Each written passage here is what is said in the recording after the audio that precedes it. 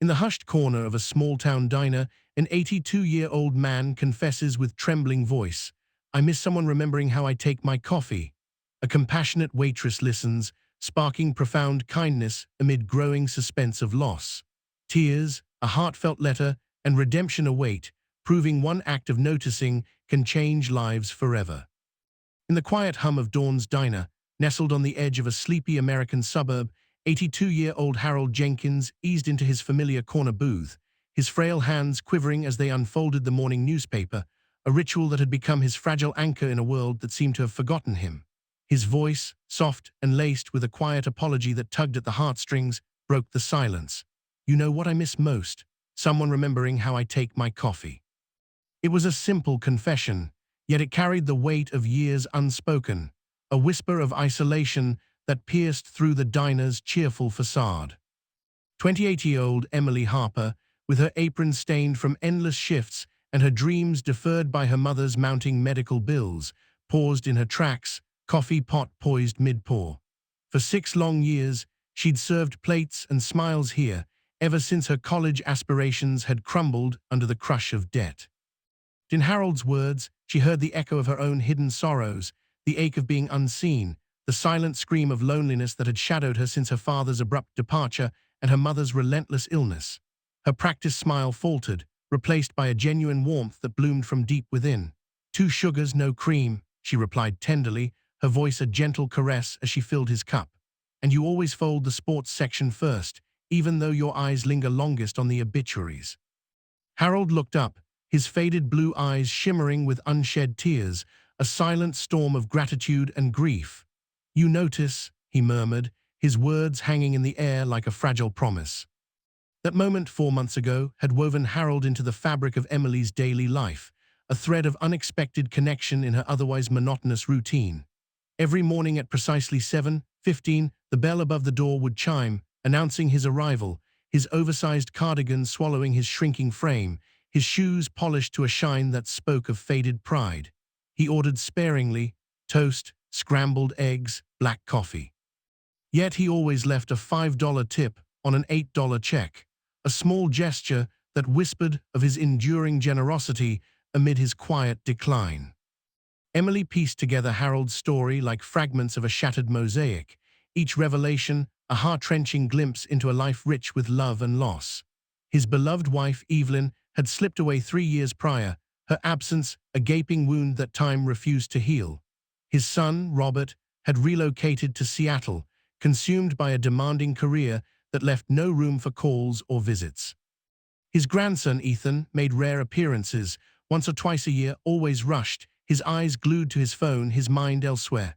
"I don't blame him," Harold confided one crisp morning, his voice steady but hollow, echoing with the resignation of a man who had learned to expect little. "The world moves fast these days. I'm just lingering in the shadows, waiting for the curtain to fall." Emily's heart clenched at his words, a surge of empathy flooding her as she reached across the counter, her hand enveloping his weathered one in a grip that conveyed what words could not. "Maybe this isn't the end, Mr. Jenkins," she whispered, her voice trembling with unspoken hope. "Maybe it's the beginning of something new, a chapter waiting to be written, if only we dare to turn the page." Moved by his vulnerability, Emily began weaving small acts of kindness into their interactions, each one a lifeline thrown into the abyss of his solitude. She reserved the newspaper for him, ensuring no other patron disrupted its pristine order.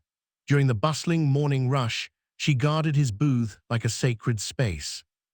On his birthday, a detail he'd mentioned only in passing, she surprised him with a slice of warm apple pie, a single flickering candle casting a golden glow on his lined face.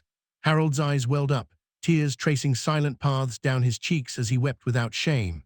"You're the only one who remembered," he choked out, his voice breaking like fragile glass. In that instant, Emily felt a profound bond form, a silent vow to shield him from the world's indifference. Yet as the days blurred into weeks, Emily couldn't ignore the subtle shadows creeping over Harold's existence. His hands trembled more violently with each passing visit, spilling coffee that she mopped up without a word. Stories repeated themselves, looping in his memory like a worn record, evoking a quiet dread in her chest. The introduction of a cane marked a turning point, its rhythmic tap against the linoleum a somber drumbeat of decline. His clothes hung looser on his frame, his smiles required greater effort, and his eyes, once bright with fleeting joy, now clouded with unspoken pain. Emily's heart ached with a growing suspense, a fear that gnawed at her. How much time did they have left? Would she be enough to hold back the inevitable? One fateful Tuesday, the diner bell remained silent at 7:15. Harold's absence hit Emily like a thunderclap, a void that echoed through her soul, stirring a whirlwind of worry. Her pulse raced as she scoured the phone book, an antiquated relic in a digital era, for his address, her mind racing with visions of disaster. After her shift, she drove to his modest home, her knuckles white on the steering wheel, heart pounding with suspenseful dread. The house stood small and impeccably tidy, a testament to his solitary diligence, yet it loomed too vast for one weary soul. When Harold opened the door in his pajamas, his face etched with embarrassment, Emily's breath caught in her throat. "I fell," he admitted, his voice a fragile thread. "Nothing broken, but I'm so tired, Emily, so very tired." The words hung heavy, a heart-wrenching admission that brought tears to her eyes, blurring the line between caregiver and confidant. From that day forward, Emily's visits became a ritual of compassion, each one laced with emotional depth that bound them closer. She arrived after work with bags of groceries, sorting prescriptions with gentle hands, reading the newspaper aloud when his vision faltered. Her manager at the diner grumbled about her reduced hours, but Emily couldn't abandon him, not when loneliness had been her own silent tormentor, a ghost that haunted her since childhood. "Why do you do this?" Harold asked one twilight evening, his whisper barely audible over the hum of the setting sun. "You owe me nothing, child." Emily adjusted his blanket, fighting back the hot sting of tears that threatened to spill. "Because someone must," she replied, her voice cracking with raw emotion. "Because you matter, Mr. Jenkins. Because kindness isn't a luxury we afford when it's easy. It's the very essence of our humanity, the light we shine in the darkest corners." 3 weeks later, the call came like a dagger to the heart. The hospice nurse's voice on the line delivered the devastating news. Harold had passed peacefully in his sleep. Emily, listed as his emergency contact, a revelation that shattered her anew, collapsed in the diner's kitchen, sobs racking her body for 20 agonizing minutes. She mourned not just a customer, but a surrogate family, a man whose quiet dignity had reshaped her world without fanfare.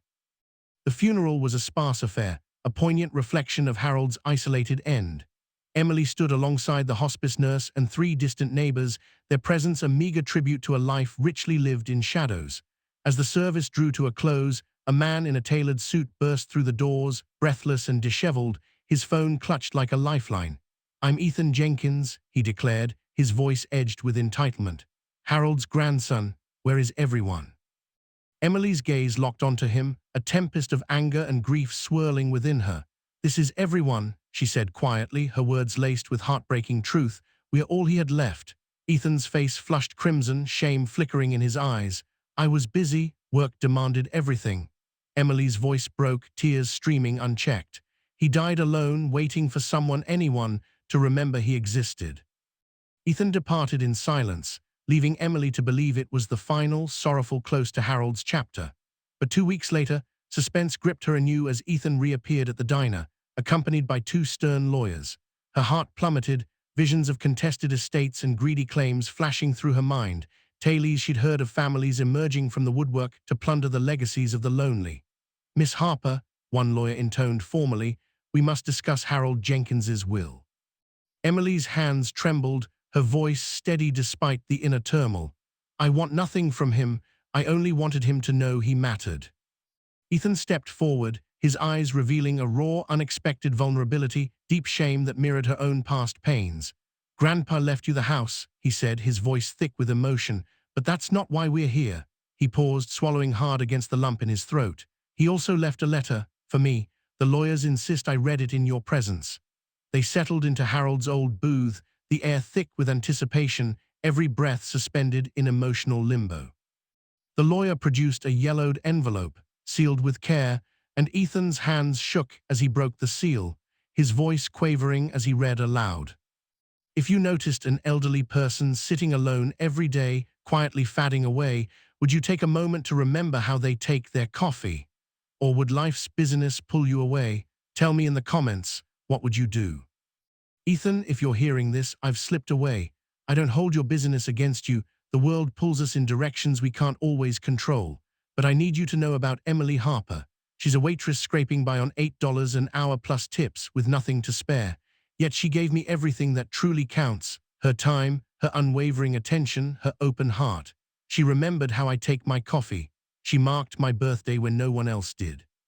She saw me, Ethan, truly saw me, when I'd faded into invisibility, even to you. I'm bequeathing her the house because she restored my dignity in these final, fadding days. Learn from her, my boy. Success is hollow without love. Wealth is meaningless if you can't recall the small details that make someone feel alive. Be better than I was. Emulate Emily. Ethan's composure shattered, tears cascading down his face in a torrent of devastation and dawning gratitude. He looked at Emily, his eyes pleading. I was so consumed with climbing the ladder, proving myself to him through achievements, that I forgot the simplest thing: to just be there. Emily reached across the table, her own tears mirroring his, forging a bridge over shared grief. He knew you loved him, she whispered, her voice a soothing balm. He just yearned to feel it, to not be forgotten in the rush. The months that followed, an unforeseen transformation unfolded, a heart-touching evolution born from loss and redemption. Ethan began frequenting the diner not for hurried meals, but for genuine connections, learning names, preferences, and stories of the regulars with a humility that endeared him to all. He scaled back his grueling work hours, channeling his energy into volunteering at the senior center Harold had once mentioned, but never joined, too proud to admit his aching solitude. Emily and Ethan forged a bond, first as friends united by Harold's memory, then as partners in a shared mission, their relationship a testament to love's quiet resilience amid sorrow. Together, they transformed Harold's house into Harold's Haven, a warm community hub where isolated elders could gather for steaming coffee, heartfelt conversations, and the simple joy of being seen. It became a sanctuary against loneliness, walls echoing with laughter and shared tales, each visitor a reminder of Harold's enduring legacy. 1 year after Harold's passing, at the grand opening, Emily stood amid the bustling crowd, her heart swelling with bittersweet emotion. Faces once shadowed by isolation now glowed with connection, elders sharing stories, volunteers offering attentive ears. Ethan stood beside her, his hand clasping hers in silent solidarity. "Do you think he knows?"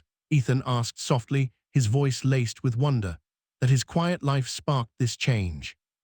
Emily smiled through glistening tears, her soul touched by the profound ripple of one man's influence. "I believe he always sensed it, that a single act of kindness could ignite a fire, warming hearts long chilled by neglect. He just needed someone to kindle it first." An elderly woman approached, cradling a coffee cup, her eyes kind and knowing. "Excuse me, dear, how do you take yours?" Emily's breath hitched, a wave of emotion crashing over her. "2 sugars, no cream." The woman nodded, her smile a beacon of remembrance. "I'll commit that to memory. Everyone deserves to be etched in someone's heart." In that transcendent moment, Emily grasped the eternal truth Harold had imparted. We exist not for grand monuments or fleeting fame, but to imprint on one another in the mundane miracles of life, the daily rituals, the quiet affirmations that whisper, "You are seen, you matter, you are not alone." And in remembering how someone takes their coffee, we honor the fragile, beautiful tapestry of humanity. If this story touched your heart, please like, share, subscribe, and comment below. Your support helps spread these tales of compassion and connection.